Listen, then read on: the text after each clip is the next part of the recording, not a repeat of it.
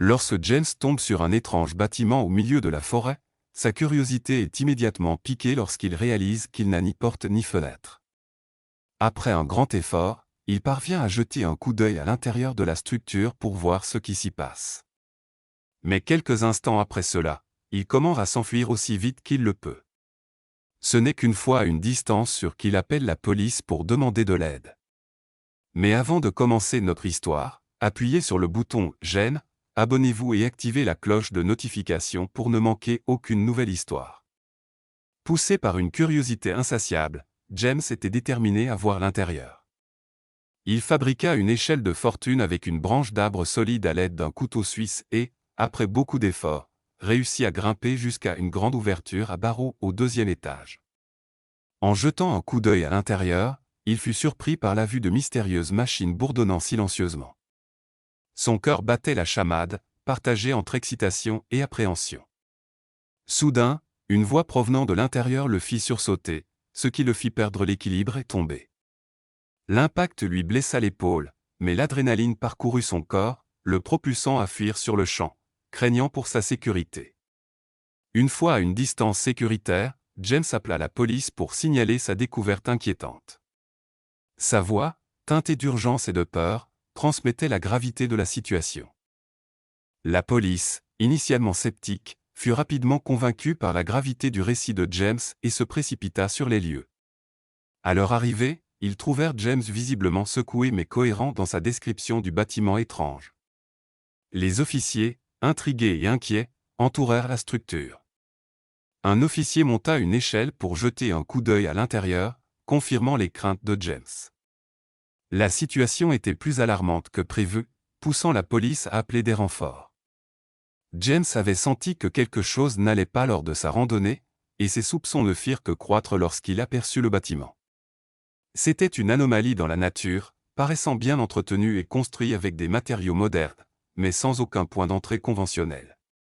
Poussé par la curiosité, James chercha à jeter un coup d'œil à l'intérieur malgré les défis posés par la conception du bâtiment. La police, armée et prudente, entra dans la structure, découvrant une scène bien plus perturbante que la description initiale de James. L'emplacement isolé du bâtiment et l'absence de point d'accès soulevaient des questions sur son but et l'identité de ceux qui se trouvaient à l'intérieur. La réponse rapide de la police et leur appel au renfort soulignaient la gravité de la situation, laissant la découverte de James entourée de mystère. Lorsque James partagea des photos et sa localisation avec les officiers, leur intérêt fut éveillé, suggérant qu'il n'avait peut-être pas menti. Ils décidèrent d'envoyer des officiers enquêter. Cependant, la carte ne montrait aucun chemin clair vers lui, nécessitant soit une longue marche, soit une journée de route, 2 options impraticables pendant la saison occupée. La seule option viable était d'utiliser un hélicoptère, une décision qui se révéla sage compte tenu de l'urgence que James avait exprimée. Plusieurs officiers furent transportés sur les lieux en un temps très court. L'hélicoptère vola haut pour éviter toute détection, mais les officiers ne purent initialement repérer la maison décrite par James. Lorsque l'hélicoptère baissa son altitude, ils la virent enfin et atterrirent, prêts pour des retraits d'urgence. Une fois au sol, le capitaine se tourna vers James, qui était visiblement secoué, et indiqua le toit comme point d'entrée. James avait surveillé la maison et pensait que l'homme suspect qu'il avait rencontré était toujours à l'intérieur. Le capitaine attribua les positions, 3 officiers gardaient les entrées, tandis que lui et un autre officier cherchaient une vue dégagée. James observa en silence, troublé par la situation et espérant qu'il avait tort au sujet de ses soupçons. Les officiers élaborèrent une stratégie pour obtenir une vue de l'intérieur, mais ne purent discerner ce qui se passait. L'intérieur était rempli de machines mais manquait d'activité humaine, confirmant le récit de James. Le silence remplaça le chaos attendu, incitant les officiers à agir. Ils décidèrent d'entrer par un trou, armés mais cherchant à éviter l'effusion de sang. À l'intérieur, ils notèrent le design moderne du bâtiment et le froid inhabituel, soulevant des questions sur son but. Leur recherche les mena à un puissant système de climatisation, ce qui était déroutant étant donné l'emplacement isolé du bâtiment et l'absence d'entrée visible. Les officiers se demandèrent comment l'endroit était alimenté et comment les gens y accédaient. L'homme que James avait rencontré était une figure clé, et il semblait que le bâtiment avait été précipitamment vidé. Ils se demandèrent où l'homme était allé et ce qu'il avait emporté. En explorant, ils découvrirent plus de signes d'activité illégale. Le capitaine appela des spécialistes pour enquêter plus avant. Pendant ce temps, ils continuèrent à inspecter le bâtiment, conscients que les coupables pourraient s'échapper avant l'arrivée de renforts. Juste au moment où ils allaient abandonner, un officier trouva une trace indiquant une route d'évasion. Les suspects s'étaient enfuis précipitamment, laissant le loquet non sécurisé. 2 officiers explorèrent le tunnel, signalant qu'il semblait sans fin. Le capitaine était satisfait, il pourrait résoudre l'affaire avant l'arrivée des spécialistes. Il informa l'équipe, et les officiers pénétrèrent dans le tunnel pour poursuivre leur enquête. Les officiers avaient une pensée commune, s'ils se dépêchaient, ils pourraient attraper les suspects. Ils entrèrent dans le tunnel, armes dégainées, et poursuivirent les suspects. Si le bâtiment avait été vidé, ils se déplaceraient plus lentement. Accélérant leur rythme, les officiers atteignirent ce qui semblait être la fin du tunnel et s'arrêtèrent devant la vue inattendue qui se présentait à eux. Le tunnel se terminait par une rampe menant à un bâtiment similaire caché par une autre trappe. Les officiers froncèrent les sourcils, réalisant qu'ils avaient besoin d'un plan, car cette porte était plus récente et correctement sécurisée. Tout en débattant de leurs prochaines étapes, ils entendirent quelque chose derrière la porte. Reconnaissant l'opportunité, ils dégainèrent leurs armes et se déplacèrent silencieusement vers l'entrée.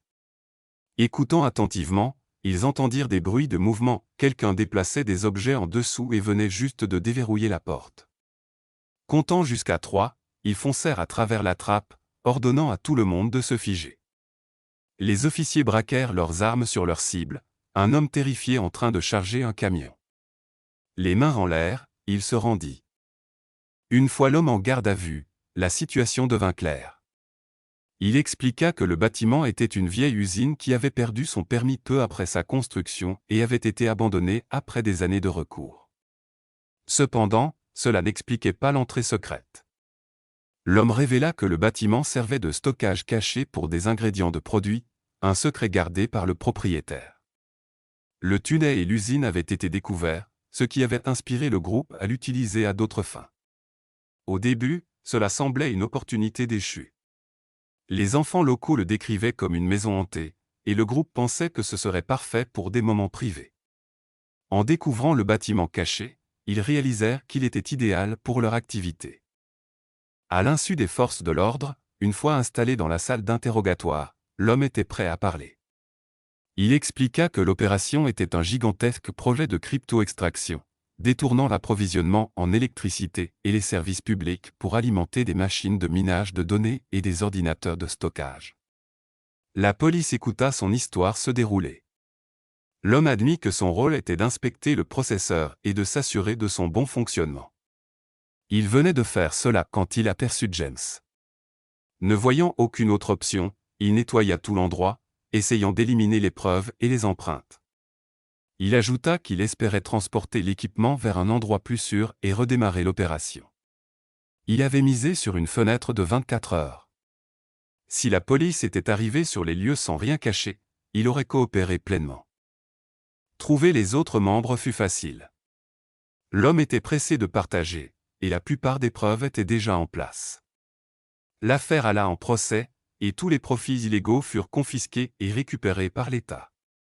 James fut récompensé avec une place au premier rang et une mention spéciale pour avoir trouvé et signalé l'affaire. Merci beaucoup d'avoir regardé. Si vous avez aimé cette histoire, n'oubliez pas de cliquer sur « J'aime », de vous abonner et d'activer la cloche de notification pour ne jamais manquer une autre histoire incroyable comme celle-ci.